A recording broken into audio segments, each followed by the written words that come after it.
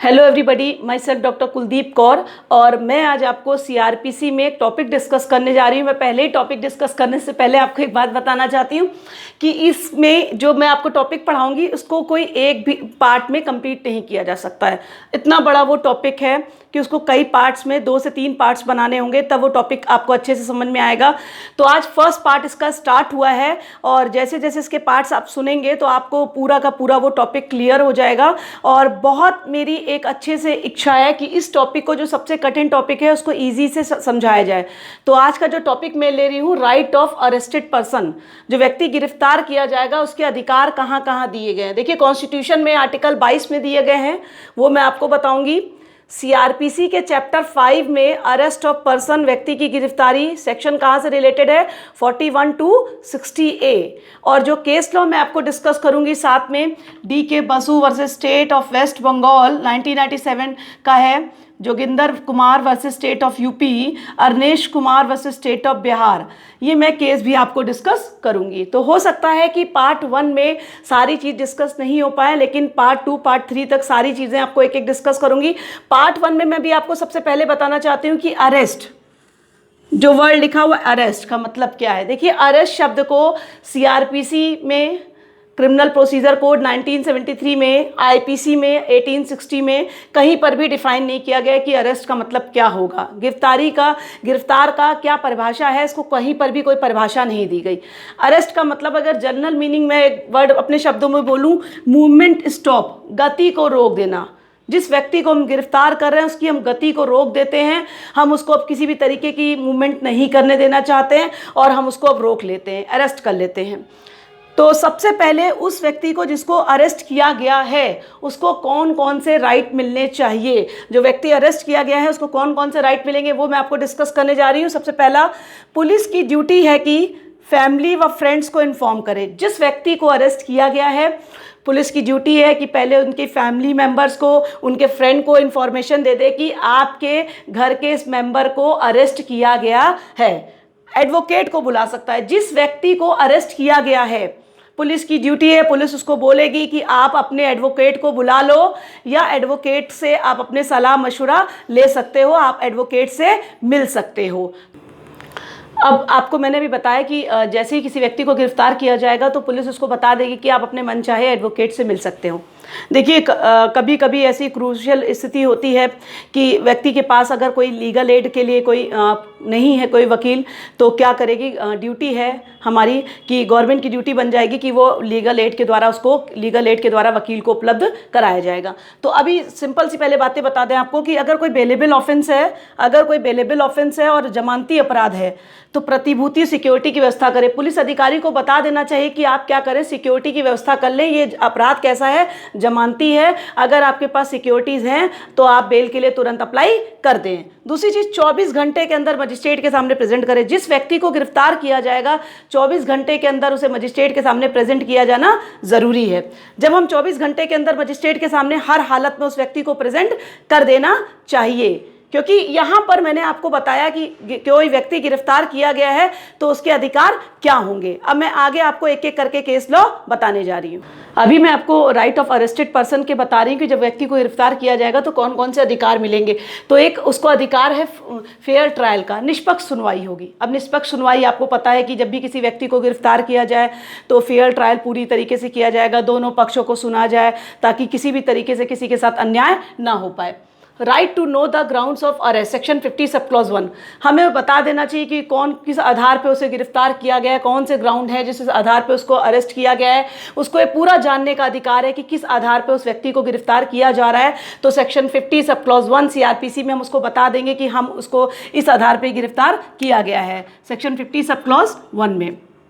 Right to inform of the provision for bail, section 50 sub clause 2 CrPC. यहाँ पर police अधिकारी ये भी बताए, ड्यूटी है उसकी कि बता दे कि right to inform of the provision for bail, कि आप क्या कर सकते हैं, आपको अधिकार है, आप बेल लेने के लिए अप्लाई कर सकते हैं। सेक्शन 50 सब क्लॉज 2 सीआरपीसी में पुलिस अधिकारी की ड्यूटी है कि अगर कोई ऐसा ऑफेंस है जो बेलेबल है तो वो उसको बता देगा कि आपको बेल का राइट है, आप अपने अधिकार का उपयोग करिए। Right to be taken to magistrate without delay article 22 sub clause 2 to produce before magistrate within 24 hour, 24 घंटे के अंदर। Section article 22 sub clause 2 constitution of India भी कहता है कि 24 घंटे के अंदर हर हालत में उसे मजिस्ट्रेट के अंदर प्रस्तुत करना होगा। आर्टिकल 22 सब क्लॉज 2 में कहा गया है कि 24 घंटे के अंदर हर हालत में, जिस पोजीशन में जहां पर भी हो, मजिस्ट्रेट के सामने प्रेजेंट किया जाएगा हर हालत में। Right to consult legal practitioner, article 22 sub clause 1, यहाँ पर उसे विधिक वकील से मिलने के लिए, जो लीगल प्रैक्टिशनर करते हैं, अपने वकील से मिलने का पूरा राइट दिया जाएगा, कंसल्ट करने का राइट दिया जाएगा ताकि वो कंसल्ट कर सके। ये उसका फंडामेंटल राइट भी है, मूलभूत अधिकार भी है कि जो व्यक्ति गिरफ्तार किया गया है उसको पता होना चाहिए कि वो अपने वकील को से मिल सके, अपने वकील को बता सके कि उसकी स्थिति क्या है, किस वजह से उसे गिरफ्तार किया गया है। तो मिलने का अधिकार उसे पूरी तरीके से दिया गया है। Right to free legal aid, अगर कोई ऐसा व्यक्ति है गिरफ्तार किया गया है जिसके पास पैसा नहीं है या कोई और कारण है कि कोई वो विधिक सलाह नहीं ले पा रहा है, तो सीआरपीसी 303 में फ्री लीगल एड का प्रोविजन रखा गया है। निःशुल्क विधिक सहायता प्रावधान किया जाएगा। आपको इसके ऊपर केस भी याद आ रहा होगा, हुसैन आरा खातून स्टेट ऑफ बिहार में भी कहा गया था कि फ्री लीगल एड मिलनी चाहिए। फ्री लीगल एड सबका राइट है।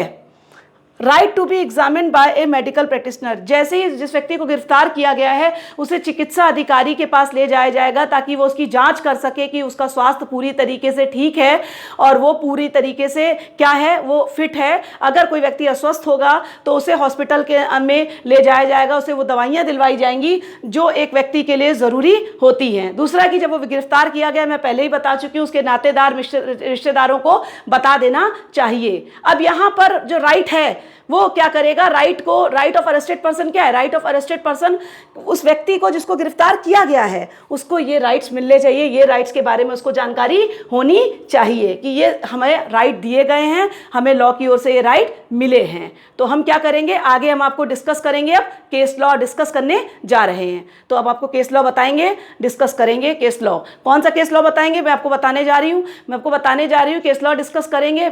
अब आपको केस डिस्कस करने जा रहे हैं। DK Basu versus state of West Bengal एक लीडिंग केस था जिसमें गाइडलाइन इशू की गई थी कि कैसे जब किसी व्यक्ति को गिरफ्तार किया जाएगा तो किन किन चीज़ों को, कौन सी गाइडलाइन को फॉलो किया जाएगा।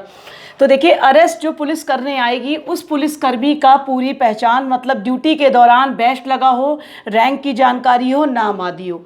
तो जो भी व्यक्ति गिरफ्तार पुलिस करने आ रही है उसका बैच क्या है, उसकी रैंक क्या है, उसका नाम क्या है, सब कुछ स्पष्ट विवरण होना चाहिए। मित्र या रिश्तेदार को सूचना दे, जिस व्यक्ति को गिरफ्तार कर रही है पुलिस उसके मित्र या रिश्तेदार को सूचना दे। मेमो तैयार करे, मेमो का मतलब बता चुके हैं पहले ही आगे वाले वीडियो में कि मेमो पूरा तैयार करे, पूरा रिकॉर्ड रखे कि किसके सामने गिरफ्तार किया गया है, क्या कारण है, दिन तारीख, सब कुछ पुलिस मेमो में लिखा रहेगा।